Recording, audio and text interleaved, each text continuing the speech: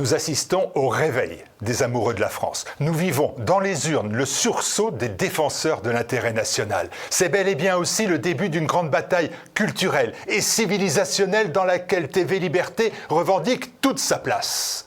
Dans les semaines et les mois à venir, TVL va avoir un rôle prépondérant, indispensable.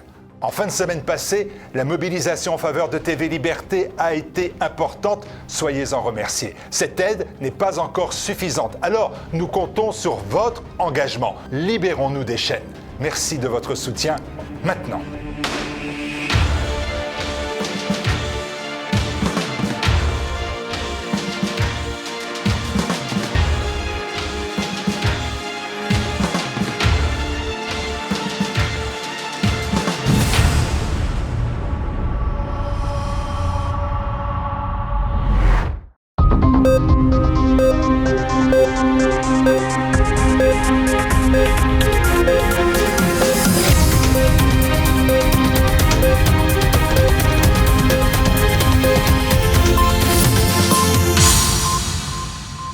Bonjour à tous, bienvenue dans ce nouveau numéro de Politique et Économie. Cette semaine, mon invité, Marc-Gabriel Draghi, bonjour. Bonjour Pierre Bergerot, merci pour votre invitation. Marc-Gabriel, vous êtes juriste spécialisé dans l'histoire du droit. Vous êtes l'auteur de plusieurs ouvrages, Le Great Reset en marche, la grande narration que vous étiez venu nous présenter sur politique et économie. Et avant de commencer notre entretien, je ne peux comme d'habitude que vous inciter à cliquer sur le pouce en l'air, à nous laisser un maximum de commentaires et à partager cet entretien pour un meilleur référencement de TV Liberté sur Internet. Alors, commençons maintenant. Marc-Gabriel Draghi, on l'a vu, beaucoup d'analystes ont déclaré qu'une nouvelle ère politique allait s'ouvrir après les résultats de ces élections européennes. À quoi ressemble ce nouvel ordre ? Alors, ce nouvel ordre semble chaotique en première apparence, puisqu'on voit que Macron n'a pas hésité à lancer une grenade dégoupillée dans la classe politique française. Alors, personne ne s'y attendait, même les plus prospectivistes d'entre nous qui s'attendaient à une grande victoire du Rassemblement national et donc une victoire de la contestation anti-Macron, parce que Bardella avait fait de cette élection aussi un référendum anti-Macron, et on peut dire qu'il a réussi son coup, puisqu'il a quand même fait plus du double du score de la candidate de la majorité présidentielle. Mais le véritable événement, en fait, ce n'est pas le résultat des élections européennes, c'est la dissolution prononcée par Emmanuel Macron quelques minutes après l'officialisation des résultats. Et cette nouvelle ère qui commence, puisque c'est véritablement une nouvelle ère, puisque dans la Ve République, les dissolutions sont quand même assez peu nombreuses, on peut le dire, et depuis la réforme du quinquennat, ça n'avait jamais été mis en place. Et on voit que là, il y a une volonté de créer un ordre par le désordre, un ordre ab chaos du président qui est flagrant. Alors justement, vous le disiez un petit peu, en substance, c'est une déclaration du président Macron sur cette dissolution. Il aurait dit ceci entre amis, avec ses proches. Je leur ai balancé ma grenade dégoupillée dans les gens. Maintenant, on va voir comment ils s'en sortent. Est-ce que cette dissolution sert vraiment les intérêts du président de la République ? Alors c'est une bonne question, on va le voir. Alors contrairement à ce qui a été dit par beaucoup, je ne pense pas. Il n'y a pas, évidemment, Macron n'a pas anticipé une dissolution plusieurs mois ou plusieurs années à l'avance. Ça n'existe pas, le tout est écrit, il tire les ficelles ou des gens derrière lui. La dissolution, c'est quelque chose qui a quand même été réfléchi, je pense, plusieurs semaines avant le scrutin, avant les résultats du scrutin, où Macron a préféré attaquer se sentant sûrement un peu menacé. Il y avait des rumeurs de motions de censure qui pourraient arriver à l'automne, justement. On parlait que le Sénat, notamment Gérard Larcher, avait refusé un poste de Premier ministre et qu'il pouvait y avoir des motions de censure au Parlement, au Sénat notamment, puis à l'Assemblée nationale. La meilleure défense, c'est l'attaque. La meilleure défense, c'est l'attaque. Donc en fait, on voit que Macron, et en plus Macron est un personnage qui psychologiquement aime bien surprendre et provoquer la sidération chez ses adversaires. Donc je pense que la dissolution a été anticipée. mais que par contre derrière, alors anticipé, mais pas une grande... On parle de 2 mois apparemment, il aurait pu y réfléchir au moins depuis 2 mois. Oui. Moi je pense février-mars, il avait une idée puisqu'il y avait déjà des premiers sondages qui affichaient un rassemblement national très très haut, mais par contre la polarisation extrême de la classe politique et du contexte politique en France, c'est-à-dire faire monter, alors c'est ses propres mots, faire monter les deux extrêmes, c'est une volonté qu'il a enclenchée en réalité depuis sa réélection en 2022, la polarisation sociétale et politique, qui est d'ailleurs un élément qui ressort dans le dernier rapport annuel sur les risques globaux du Forum économique mondial, dont Macron avait été l'un des seuls leaders à se rendre au mois de janvier.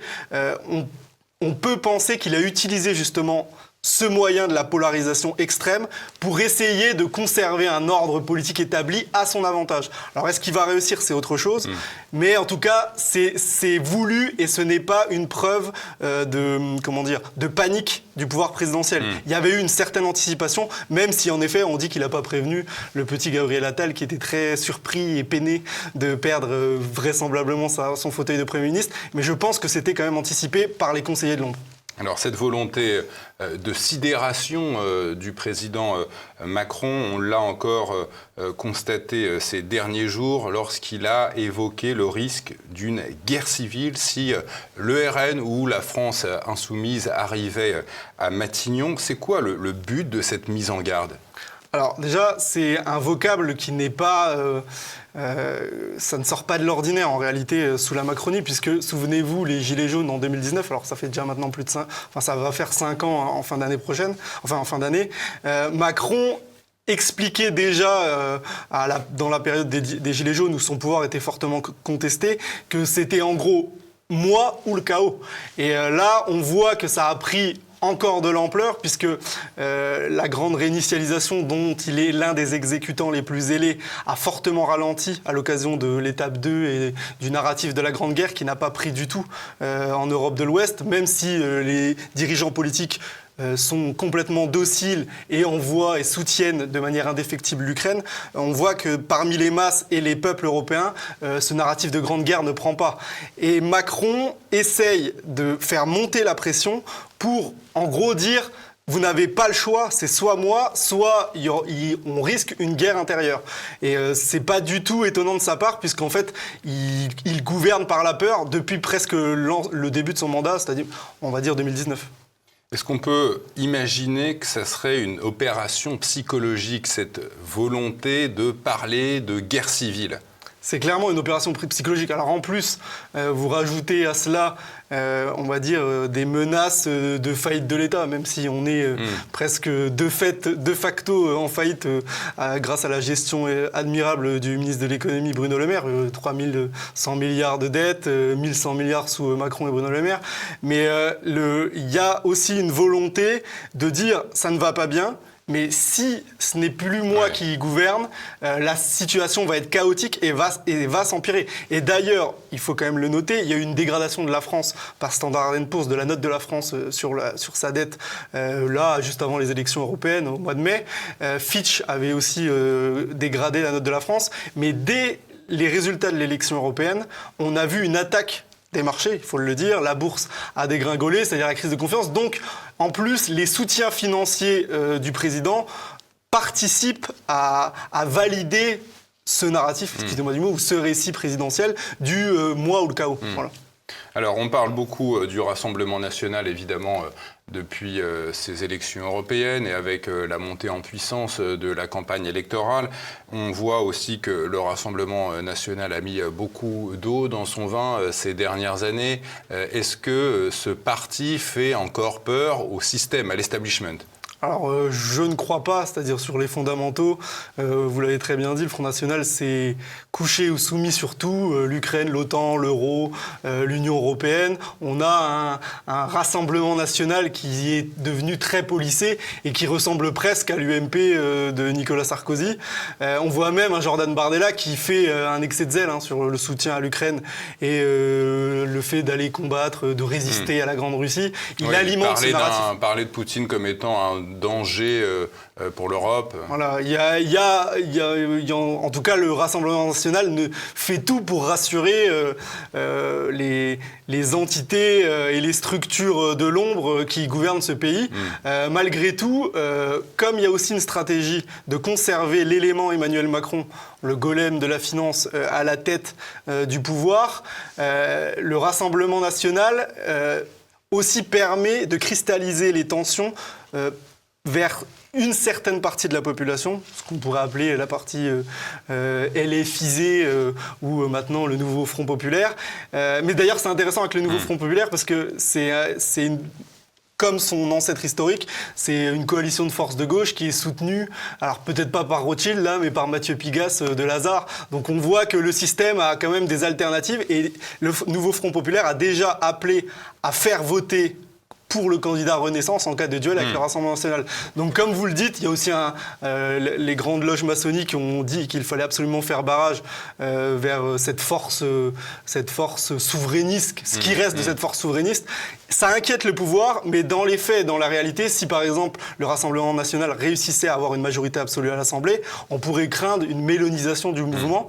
Après, reste à voir ce que le pouvoir profond en France va en faire. C'est-à-dire, est-ce qu'il ne va pas agiter une certaine catégorie de population ? Je rappelle qu'il y a eu des émeutes il y a 1 an de ça à propos des violences policières. Il est possible que ces émeutes aient servi de test pour s'en servir et les réutiliser contre justement une manifestation démocratique, c'est-à-dire un sentiment populaire qui est légitime puisqu'il se fait par l'élection. Et en démocratie, il me semble que quand on gagne une élection, on est assez légitime.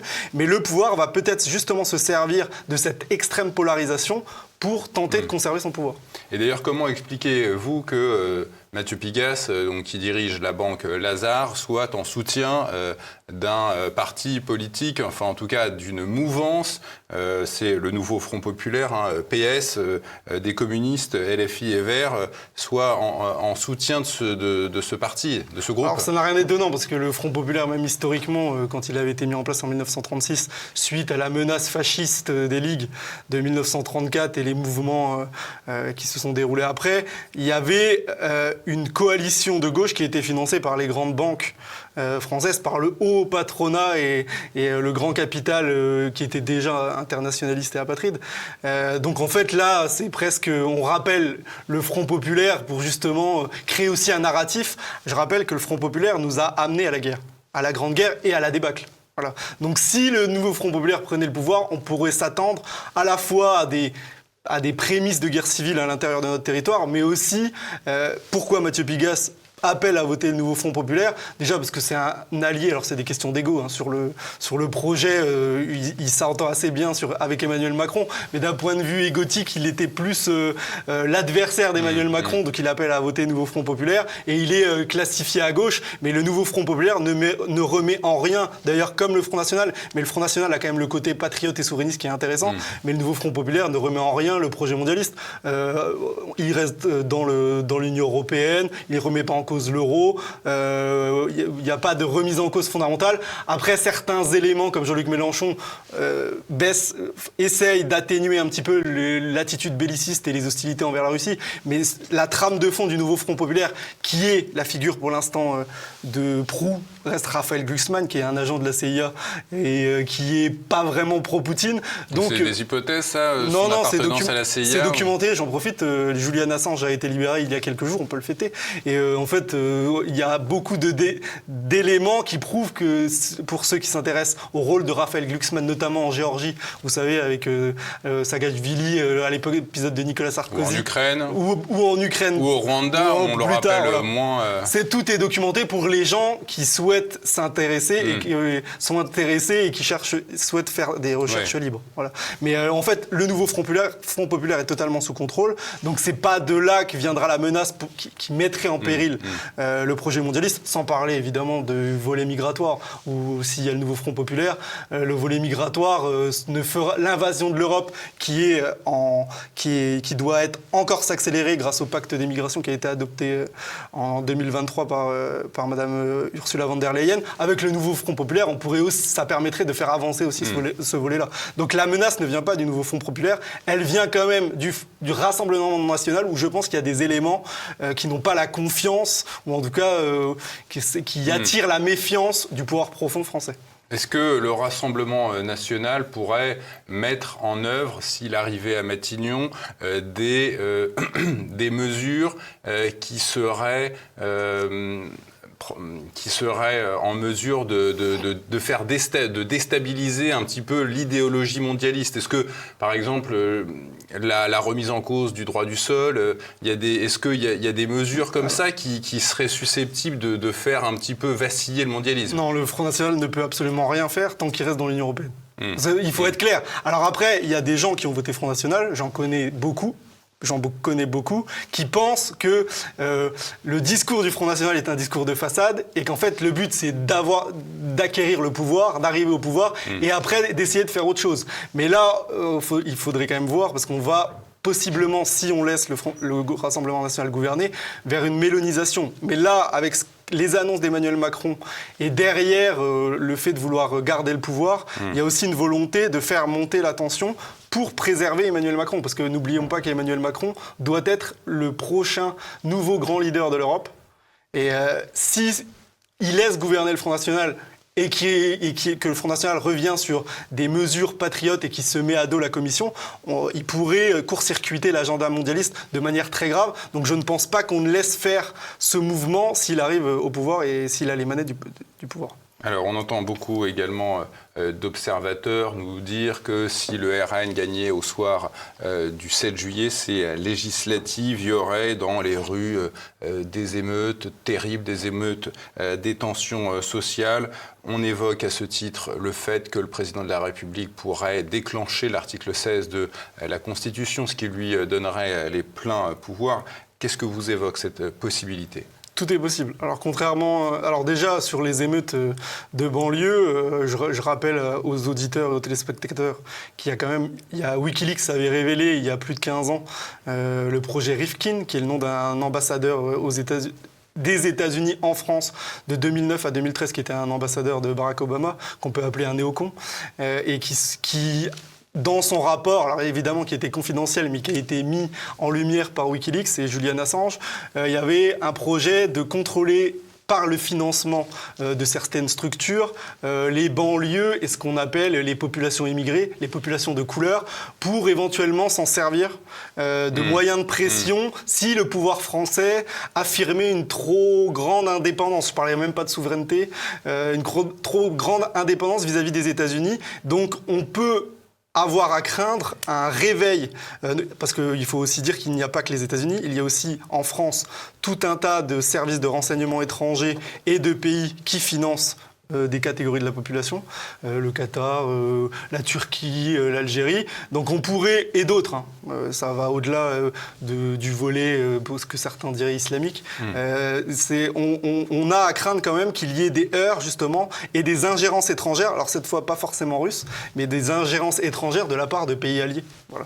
Et qui justement mettent une pression pour éviter qu'il y ait un pouvoir à la couleur souverainiste ou à la couleur nationale. Voilà. Ce qui est à exclure pour les gens qui souhaitent justement imposer un agenda mondialiste.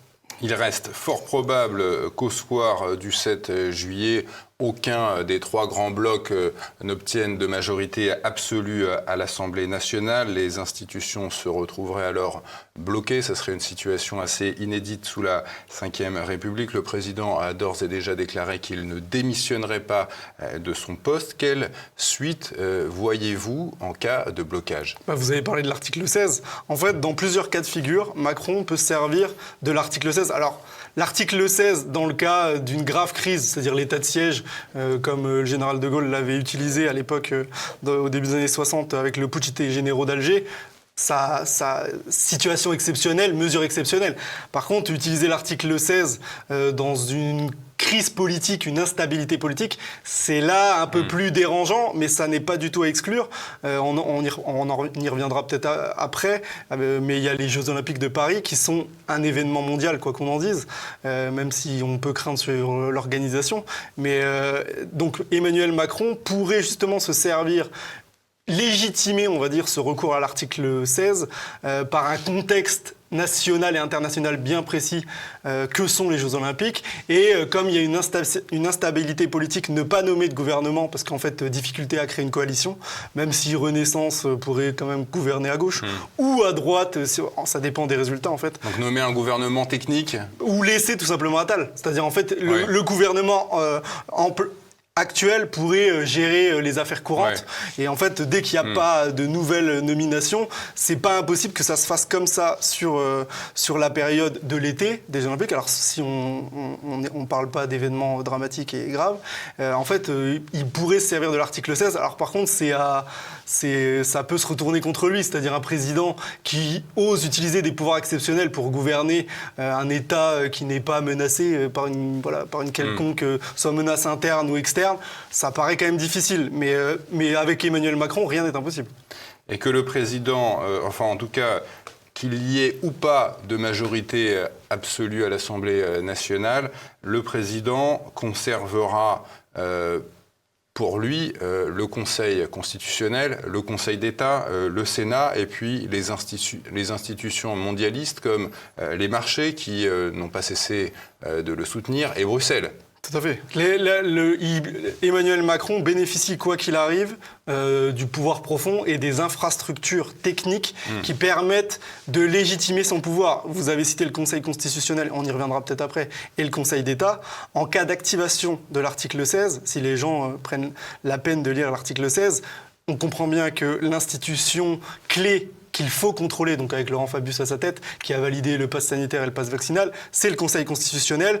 Au bout de 30 jours, où il y a un délai, où le Conseil constitutionnel entre en œuvre. Vous avez une possibilité, de la part de 60 députés et 60 sénateurs, de poser une question, c'est de demander un avis consultatif si est-ce que la mobilisation de l'article 16, l'activation de l'article 16 est légitime ou pas, et c'est le Conseil constitutionnel qui dit oui ou non. Donc on voit bien que ça posera pas forcément de problème à Macron, et au bout de 60 jours, c'est exactement la même chose, et c'est le Conseil constitutionnel qui donne son avis. Donc vous voyez bien qu'il a quand même le Conseil constitutionnel pour lui, c'est fondamental. Et en plus, dans le cas de pouvoir exceptionnel, c'est-à-dire où c'est le président qui, par décret, gouverne complètement. Il peut avoir les avis de son Premier ministre ou du gouvernement, mais c'est lui qui a les pouvoirs, les pleins pouvoirs, même si maintenant on parle de pouvoir exceptionnel. Ça, c'est fondamental, puisque le Conseil d'État, lui, après, dira si ce qu'il a fait ce qu'il a réalisé comme acte de gouvernement était légitime, bien fait ou n'était pas illégaux. Et il a aussi le Conseil d'État dans sa poche. Donc ça, c'est fondamental de le comprendre.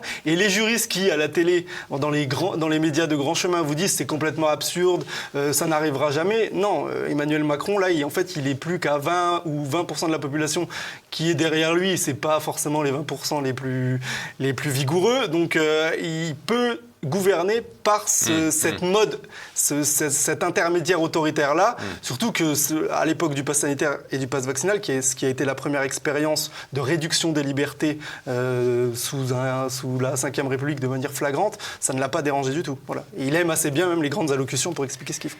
À l'été 2022, on était donc quelques semaines après la réélection du président Macron et quelques mois après l'entrée des troupes russes en Ukraine. Le président avait évoqué une grande bascule. Où en est-on de cette grande bascule? Est-ce que c'était un effet de manche ou est-ce qu'il y avait réellement une intention derrière cette expression? Alors comme d'habitude avec Emmanuel Macron, c'était une expression qui venait de plus haut, c'est-à-dire qui venait de Klaus Schwab, qui va bientôt d'ailleurs céder sa place, parce qu'il a été justement remis en question pour avoir un peu décrédibilisé l'action du Forum, ou avoir mis en lumière l'action du Forum économique mondial. La grande bascule était une expression utilisée à Davos 6 mois avant que Emmanuel Macron ne la prononce. Elle a été réemployée par Ursula von der Leyen, par Scholz, par d'autres. C'est les éléments de langage. C'est les éléments de langage, les éléments de communication du Forum économique mondial. Alors, la question est très bonne puisque la grande bascule n'a pas eu lieu.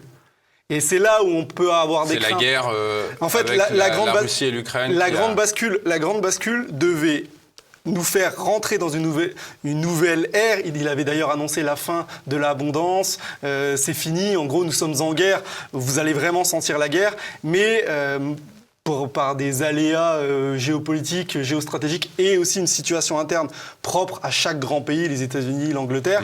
Cette grande bascule n'a pas pu se faire et aussi parce qu'il n'y a pas eu d'adhésion sur le narratif de la Grande Guerre contre la Russie. C'est-à-dire dans les populations, il n'y a pas eu d'adhésion comme il y avait eu une adhésion à l'époque du masque et de la pandémie qui n'a pas eu lieu. Là, ils ont été réellement en difficulté et cette grande bascule ne s'est pas faite. Et il est à craindre que maintenant, ils durcissent l'agenda puisque beaucoup d'éléments n'ont pas été adoptés alors que nous sommes en 2024. L'identité numérique devrait déjà être sur les rails. C'était la petite sœur ou la petite fille du Green Pass, du pass sanitaire, du pass vaccinal. Elle a complètement échoué. N'oublions pas qu'il est mort. Le pass vaccinal est mort à cause de sa perte de la majorité absolue aux législatives le 31 juillet 2022. Donc en fait, Macron s'est retrouvé acculé dans une période où il pensait pouvoir accélérer l'agenda. Et comme la France est un élément central dans l'agenda 2030, c'est la France et la situation en France qui donne le là sur les orientations et le développement de l'agenda sur l'Europe de l'Ouest. D'accord. Donc c'est important et peut-être qu'il va y avoir une accélération justement avec cet ordo ab chaos présidentiel décrété il y a quelques jours. Quelques jours après les résultats des élections européennes, le président Macron s'est rendu au G7 en Italie, qui s'était déroulé du 13 au 15 juin. Dites-vous, un rappel des grandes orientations stratégiques du forum de Davos ont été discutées lors de ce G7. L'hyperclasse a-t-elle renoncer à son agenda mondialiste? Alors malheureusement non, et vous faites bien de rappeler le G7, puisque au même moment où en France on est occupé par la guerre Ciotti-LR, Éric Zemmour, Marion Maréchal, Jean-Luc Mélenchon, Raphaël Glucksmann, la petite politique politicienne, en réalité la grande politique, c'est-à-dire en fait la politique des États et les grandes orientations stratégiques et géopolitiques qui sont déjà là depuis plusieurs années et qui vont se poursuivre, notamment à échéance 2030, restent complètement les mêmes. Quand vous prenez la déclaration commune des chefs d'État et des pays à la fin du G7, vous verrez que rien n'est remis en cause. Vous avez développement et accélération de l'agenda vert et du narratif du réchauffement climatique. Vous avez évidemment le soutien indéfectible à l'Ukraine avec le vote des 50 milliards d'aides de prêt sur les avoirs confisqués à la Russie. Vous avez alors ils ont juste le seul élément où ils ont reculé, c'est la sacralisation du droit de l'avortement, puisque Mélanie a réussi à faire inviter le pape François et il ne pouvait pas dans cette configuration-là, sacraliser au niveau du G7 le droit à l'avortement. Mais il y aura une perpétuation et une continuation des politiques woke à l'échelle occidentale. Donc en fait, non. Et un soutien de ce qui se passe en Moyen-Orient, d'Israël, en tout cas, ne pas trop condamner l'action du gouvernement Netanyahou. Alors ça va même plus loin, c'est une recherche de paix et une demande de cessez-le-feu, mais un soutien indéfectible à Israël. Donc en fait, c'est quoi qu'il arrive, nous sommes derrière le consortium Israël et peu importe ce qui arrive, on maintient en fait des politiques qui alimentent le complexe militaro-industriel occidental. Et ça, il n'y a aucune remise en cause, même avec un G7 présidé par la populiste Giorgia Meloni. Voilà. Donc non, sur la grande politique, on est exactement au même stade qu'en 2020 ou même avant. Voilà. L'Union européenne reste évidemment le grand laboratoire du mondialisme. On l'a vu donc, le Parti populaire européen au Parlement européen, c'est le parti d'Ursula von der Leyen qui a gagné les élections. In fine, il a même gagné quelques places, quelques sièges supplémentaires. Vous dites que aujourd'hui, plus rien n'empêche Ursula von der Leyen d'effectuer un bond en avant dans le projet fédéraliste de l'Union européenne. Où voyez-vous les prémices de cette volonté d'intégration, de fédéralisation de l'Europe ? Alors, toute l'année 2023 a été une année de conditionnement psychologique des populations vers une Europe souveraine, une Europe puissante, une Europe de la défense. Alors évidemment, ils mettent le drapeau français. Quand c'est Emmanuel Macron, il y a un petit drapeau français qui se trouve au loin à gauche, mais vous voyez surtout un fond bleu avec des belles étoiles jaunes. Et en fait, c'est un conditionnement psychologique. Le discours d'Olaf Scholz, le 9 mai 2023, qui annonce clairement qu'il faudra une Europe fédérale, qu'il faut aller vers une révision des traités, a été acté en novembre 2023 des déclarations de Mario Draghi qui a dit attention à l'occasion après les élections européennes, il faudra lancer des réflexions sur une Europe fédérale. Puis juste avant les élections européennes, il a dit l'Europe doit devenir un État. Déjà, il y a un acte qui a été pris en novembre dernier par le Parlement européen qui donne comme injonction aux structures et aux entités de l'Union européenne de commencer à préparer une révision des traités. Puisqu'on doit abandonner la majorité de tous les États pour aller vers une majorité qualifiée avec 55% des États membres et 65% du Parlement. Je me souviens plus des détails. Plus d'unanimité, de vote à l'unanimité. Ça, c'était en décembre dernier, ça, au Parlement européen. C'était en décembre dernier. Et on doit aller vers la constitution d'un exécutif européen. Et cet exécutif européen doit avoir des pouvoirs et des compétences élargies dans tous les domaines. Et doit pouvoir contrôler et sanctionner les États membres directement. Plus, il y a un volet sur le réchauffement climatique où l'agenda vert doit devenir la colonne vertébrale de l'Union européenne. C'est-à-dire le net zéro carbone doit être le programme politique devant tous les autres. Oui, il ne resterait aux États que des prérogatives auxquelles la Commission européenne aurait renoncé. Donc ça veut dire que si la Commission européenne décide de tout prendre, de prendre le pouvoir sur tout, en fait, il ne resterait plus rien aux États. La communication interne. En fait, je pense qu'il resterait la communication interne, ce que font déjà Gabriel Attal et Emmanuel Macron. Et l'exécutif européen, transformer la Commission en exécutif européen, c'est-à-dire en gouvernement européen. Il faut bien l'avouer. Alors, il y avait un débat sur qui va être le plus apte à lancer ce mouvement de transformation. Est-ce que c'est Ursula von der Leyen ou qui a été empêtrée dans les scandales Pfizer, SMS avec Albert Bourla. Elle a réussi son coup puisque des gens comme Emmanuel Macron souhaitaient, et notamment la City de Londres. Alors l'Angleterre est sortie, le Royaume-Uni est sorti de l'Union européenne, mais il y a encore une influence des marchés financiers, notamment la City, voulait que Mario Draghi prennent la place d'Ursula von der Leyen pour enclencher, alors j'en avais parlé dans le Grand Reset en marche et aussi dans la Grande Narration, Draghi est un élément très important sur ce mouvement fédéral. Von der Leyen a bien manœuvré, elle a bien réussi à séduire notamment Giorgia Meloni, qui n'aime pas trop Mario Draghi, même si c'est lui qui lui a fait la passation. Et c'est c'est Ursula von der Leyen qui, sans coup de théâtre exceptionnel, va mener et va avoir un nouveau mandat de 5 ans.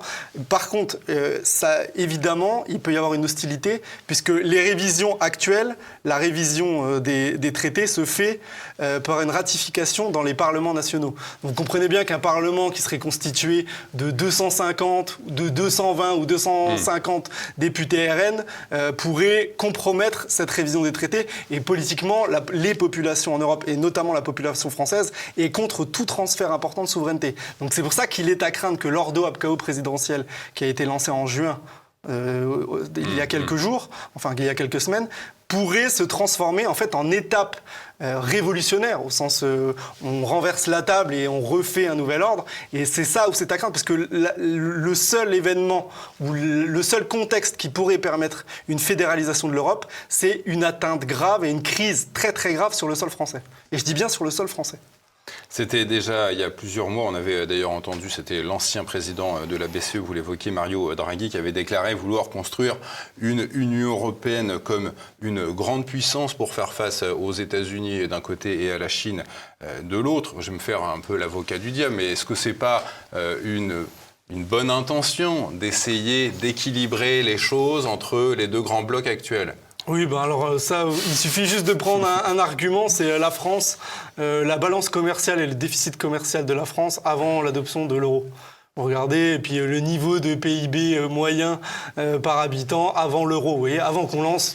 le déficit commercial français a commencé avec l'euro en 2001 ou 2002. En 2002, et là maintenant on est devenu... On a presque un déficit commercial de pays du tiers-monde, il faut le dire. Donc c'est exactement du même ordre. C'est comme Jacques Attali qui nous dit qu'il faut toujours aller vers plus d'Europe.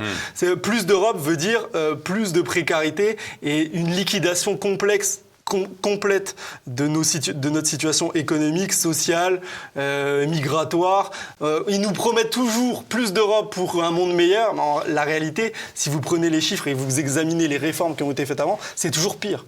Donc évidemment, de toute façon, il y a un projet derrière. C'est, comme je l'ai dit dans mon dernier livre, c'est la grande narration vers la mort des nations, c'est de faire mourir les nations. S'ils parviennent à faire adopter cette nouvelle étape de révision des traités et rendre une Europe fédérale, la France n'existera plus et on pourra même la déconstruire de l'intérieur, ce qui est déjà en train de se faire avec la Corse, l'Alsace. Donc là, c'est une question de survie de la France à brève échéance. À échéance 2030, il y a la question de la survie de la France qui se pose. Cette fédéralisation de l'Europe implique évidemment toujours moins de souveraineté pour la France et donc la question se pose du transfert du siège de la France à l'ONU à l'Union européenne ainsi que la question de la dissuasion nucléaire française. Qu'est-ce qu'il arriverait si on allait dans le sens de cette fédéralisation que les dirigeants européens mettent en œuvre? Alors de facto, si l'Europe devient fédérale, ça devient un État. Ça devient un État. Donc d'ailleurs, on peut comprendre que le Brexit... C'est ce que disait Mario Draghi, l'Europe doit devenir un État. Donc cet État récupère le siège au Conseil de sécurité de la France. Il n'y a pas une question de partager avec l'Allemagne et l'Union européenne. L'État reprend les compétences de la région France qu'elle avait héritées à la suite de la Deuxième Guerre mondiale. Et d'ailleurs, Olaf Scholz, qui était vice-chancelier allemand en 2018, l'avait clairement dit. Il avait dit, si la France veut faire un effort, il faut... européaniser le siège au Conseil de sécurité. Et donc ça, c'était en mai 2018. Il est devenu chancelier depuis, et chancelier allemand depuis. Et en plus, Emmanuel Macron, au mois de mai dernier, les gens pourront faire leurs recherches, a parlé d'européanisation du nucléaire français, de la dissuasion nucléaire française. Donc il y a une volonté qui est certaine, et s'il y a une Europe fédérale, ça se fera presque naturellement. C'est-à-dire on n'imagine pas qu'en Allemagne, le Land de Bavière garde une autonomie politique par exemple, à l'ONU. C'est-à-dire il y a un siège qui est l'Allemagne et le Land de Bavière. Ça n'existe pas. D'ailleurs, en plus, il n'y a pas la RFA et la RDA. C'est-à-dire quand la RDA a rejoint la RFA, c'est devenu l'Allemagne, l'Allemagne en tant que telle. Donc s'il y a une Europe fédérale, on perdra tout. C'est-à-dire l'héritage gaullien qui a fait que la France a pu rester dans le concert des grandes nations ne nous appartiendra plus.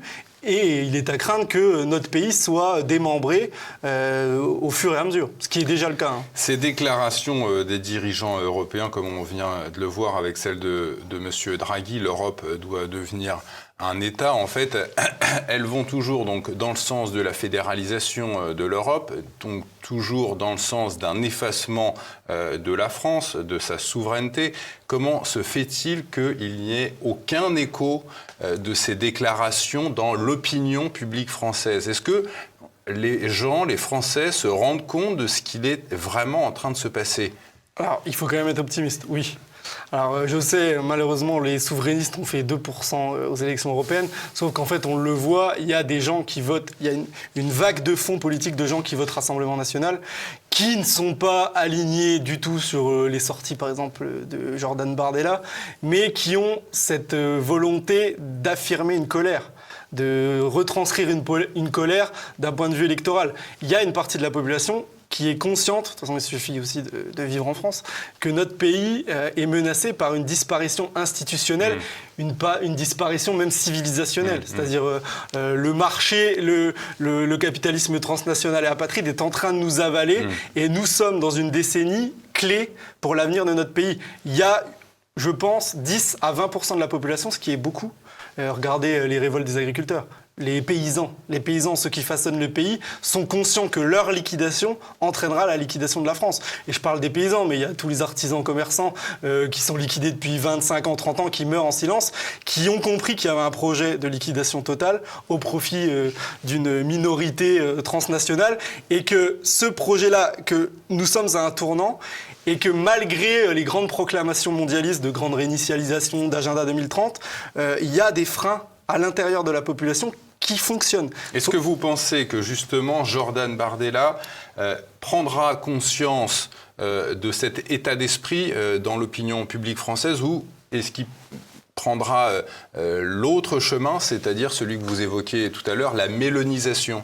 Alors ça, seul Dieu le sait. Qui se couchera, parce que on ne sait pas ce qui se passe dans le bureau politique du Front National, est-ce qu'ils ont une stratégie de mélonisation assumée? Bon, on va faire comme ça, on va embrasser Ursula von der Leyen au Parlement européen, ou est-ce qu'on fera autre chose, à savoir proposer un référendum sur le Frexit, comme l'avait promis Marine Le Pen en 2017. Alors, je vais essayer d'être optimiste. En fait, on ne sait pas. Il y a quand même des éléments encourageants. On peut parler de Charles-Henri Gallois, qui est président de Génération Frexit et qui a quand même été nommé candidat à la députation à la Nièvre. Donc il y a un peu des signes de n'oubliez pas, il y a quand même des éléments, vous voyez, des signes cachés. Comme le camp d'en face aime beaucoup les signes cachés et parle avec. Maintenant, on doit peut-être rechercher les signes cachés de ce point de vue-là. Après, en restant réaliste, de toute manière, le Rassemblement national aura des pressions politiques et même de type mafieuse. C'est-à-dire, il faut le dire, de type pression mafieuse, c'est-à-dire assassinat politique, ça peut exister. Hein. Le climat de l'Italie dans les années 70, de la décennie, des plusieurs décennies 60 aux années 90, on peut rentrer dans un système comme ça. Le camp d'en face est un système mafieux. Donc le Premier ministre britannique Liz Truss avait rapidement été évacué à cause d'une pression des marchés. À cause d'une attaque de la banque. Elle avait osé émettre une critique contre la Banque d'Angleterre. Au Royaume-Uni, émettre une critique... Crime de lèse-majesté. Crime de lèse-majesté, voilà. Donc nous, en fait, ça va se passer de la même manière. Après, ce qu'il faut être conscient, c'est qu'un pays peut basculer s'il y a une forte résistance de la population. Et on l'a vu à l'occasion, je le répète, à l'occasion de l'étape 1 de la grande réinitialisation, la crise sanitaire, il n'y a pas eu de vaccination obligatoire en France parce que les services des renseignements généraux faisaient remonter que s'il y avait une vaccination obligatoire en décembre 2021, il y allait avoir un soulèvement populaire, avec la vaccination des enfants, de la population. Donc Macron ne l'a pas fait fin décembre, janvier 2022, déjà pour permettre un narratif de réélection, et aussi parce qu'il y allait avoir un fort mécontentement de la population. Les rapports de force, ils existent. Ceux qui se disent homo deus sont sur homo, ça, il n'y a pas de souci, mais ils ne sont pas dieux. Donc il y a des projets politiques, des grandes orientations, mais il peut y avoir tout à fait une résistance de la population. Et il faut le dire, la France, pour l'instant, est à la pointe de la résistance. De la résistance, pas politique au sens institutionnel, pas des partis politiques, mais au sens de la population. On a quand même une population qui résiste assez bien, et notamment avec le mouvement paysan, qui montre l'exemple. Voilà, et d'autres parties de la population. Justement, ces projets politiques, il y en a un majeur qui est en préparation dans les cartons de la Banque Centrale Européenne, c'est celui de l'euro numérique.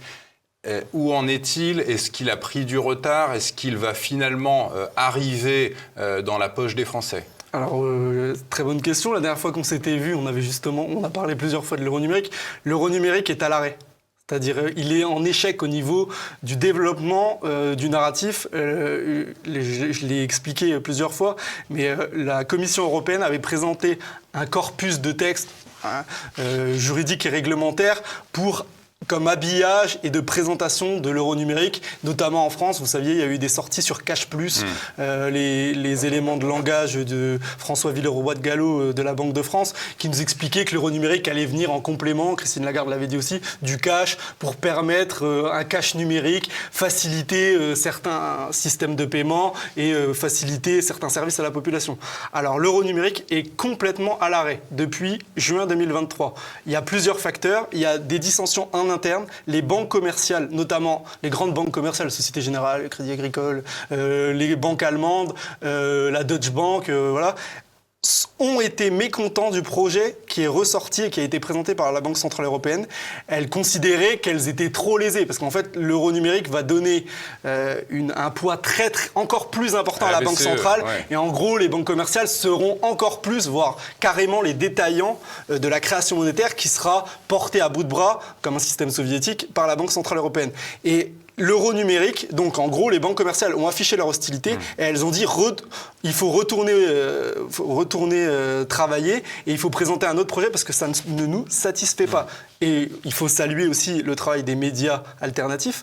L'euro numérique, et ici chez Politique Éco, on fait aussi, nous, un travail d'information qui permet d'éveiller une certaine catégorie de la population. Donc, il y a une réaction de la part de l'establishment et de l'hyperclasse, qui voit que la population n'est pas totalement ingénue sur ces questions-là et qu'il y a une menace, qu'elle est consciente qu'il y a une menace sur les libertés publiques et sur le système financier traditionnel qui doit se transformer, sur la tokenisation des actifs aussi. Donc c'est important. Et là, pour l'instant, l'euro numérique est remis à 2028-2029, donc presque à la fin de l'échéance 2030.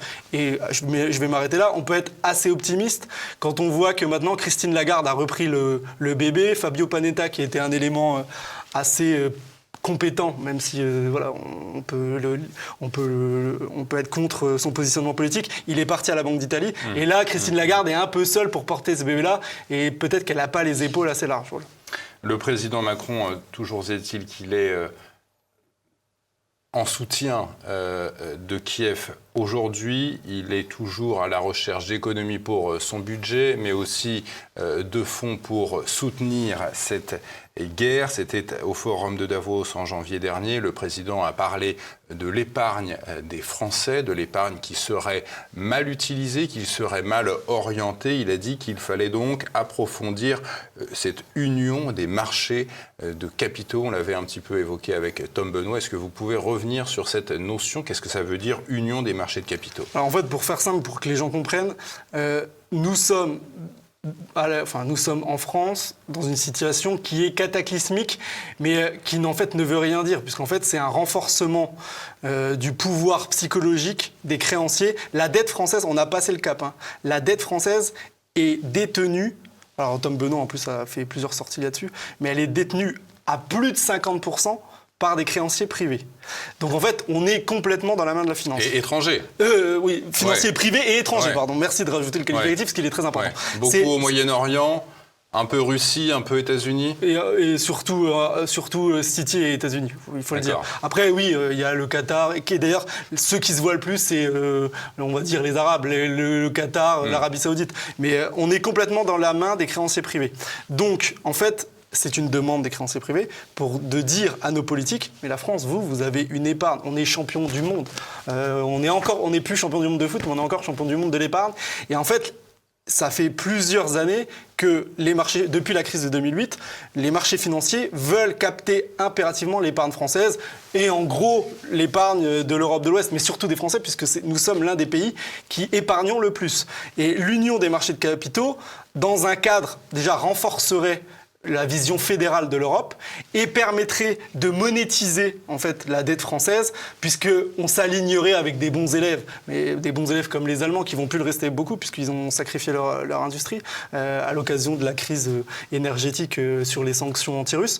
Donc, mais ça permettrait en fait de monétiser la dette et d'apporter des gages supplémentaires aux créanciers qui veulent une fédéralisation de l'Europe et qui veulent avoir touché les fruits de leurs créances.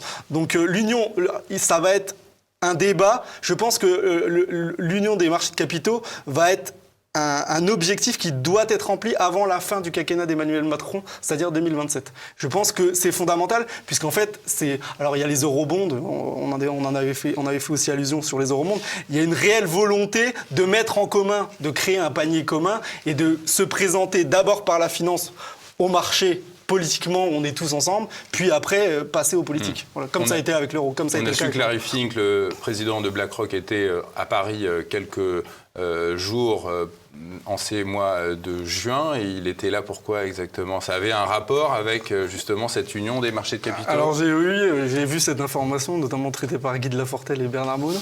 C'est très intéressant parce que oui, on voit qu'il y a des conseillers de l'ombre peut-être qui... Alors c'est évident que Larry Fink... alors déjà, on a parlé de la dégradation de la note de la dette française. Donc on est passé, vous savez, à l'époque Sarkozy, triple A, après double A, et maintenant on est en A. Standard & Poor's, c'est BlackRock. Le premier actionnaire majoritaire, je crois, c'est The Vanguard. Le deuxième, c'est BlackRock. Vous êtes à plus de 10%. Après, vous avez State Street et vous avez Bank of America et Morgan Stanley. Donc, en fait, c'est la finance américaine. Et là, quand vous avez BlackRock qui vient rencontrer Emmanuel Macron, il parle forcément de la dette française. Donc, ils ont peut-être préconisé des mesures pour dire à Emmanuel Macron, s'il ne veut pas faire dégringoler ta note, mon ami, mon petit élève, il faudrait peut-être mettre en place ou pousser certaines orientations. Et ça, c'est très probable. Alors après, certains ont parlé qu'ils avaient inspiré la dissolution. Rien n'est impossible, puisqu'on sait qu'il y a des mesures politiques qui ont été, notamment la réforme des retraites, qui ont été poussées par un certain Larry Fink et le Rocher Noir. Terminons avec la France pour cet entretien avec vous, Marc-Gabriel Draghi. Ces Jeux Olympiques, ils auront lieu du 26 juillet au 11 août. Vous redoutez cette période, pourquoi ? Alors moi, je redoute cette période déjà parce qu'il y a eu un habillage sécuritaire qui est inédit dans le monde. Bon, il y a en Chine dans certaines provinces, mais là, il y a vraiment une volonté de faire de Paris, de faire de certains quartiers de Paris une expérimentation des villes intelligentes, les fameuses smart cities. Vous savez, avec le contrôle, la reconnaissance faciale. Alors on dit qu'il n'y en aura pas, mais en fait, on sait qu'il y a des caméras qui ont été achetées. Le retour du QR code pour filtrer les renseignements qui regardent les casiers judiciaires des individus. Alors c'est sûr, il y a une menace sécuritaire qui est importante, comme tout événement mondial. Bon, après, on avait vu aussi avec la Coupe du Monde de rugby, qui est quand même un événement moindre. Mais même M. Bauer parle d'un dispositif de sécurité qui part à volo dans tous les sens. Alors déjà, on a vu, il y a quand même des éléments un peu bizarres qui ont été distillés dans la presse, des gens responsables de la sécurité qui ont perdu ici une clé USB, un ordinateur, des plans.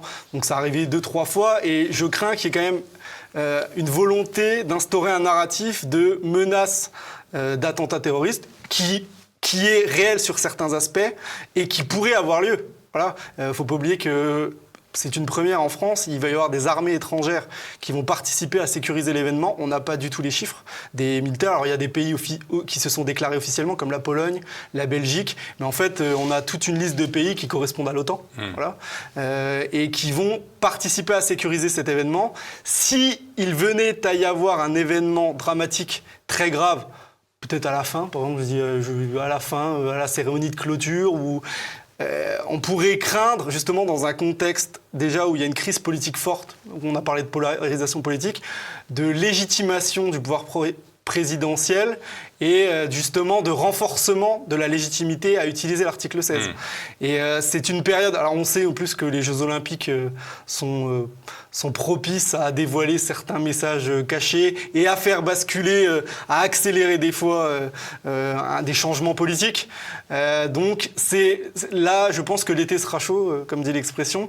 Et j'espère qu'en en parlant, on fera déjouer peut-être certains projets qui ne se feront pas, parce que mis dans la lumière, les projets réalisés dans l'ombre sont souvent inefficaces. Voilà. Donc c'est quand même une période qui est à crainte. Évidemment, c'est complotiste. Voilà, c'est une parole complotiste. En tout cas, c'est un scénario. C'est un scénario qui est évoqué même au plus profond de l'État. Quand on parle d'Alain Bauer, on ne parle pas... il ne tient pas un kebab à Bobigny. Voilà, et c'est quelqu'un, sur les questions de sécurité, je ne vais pas dire qu'il est compétent, mais en tout cas, il distille la parole du pouvoir profond qui compte, voilà, comme un certain Jacques Attali. Alors, certes, et moi j'espère faire comme Jacques Attali et Alain Bauer, c'est-à-dire annoncer des choses qui n'arriveront pas.